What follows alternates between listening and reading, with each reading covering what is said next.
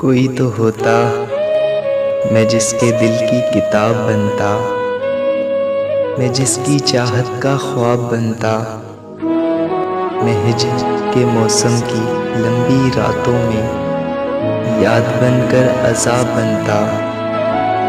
कोई तो होता जो मेरी ख्वाहिश में उठकर रातों को खूब रोता, दुखों की चादर लपेट कर हुजूम दुनिया से दूर होता। मैं रूठ जाता मनाता मुझको कि चाहे मेरा कसूर होता। कोई तो होता मैं जिसके इतना करीब होता, न पास कोई रकीब होता। मैं तन्हा उसका हबीब होता, ये सिलसिला भी अजीब होता। कोई तो होता, कोई तो होता।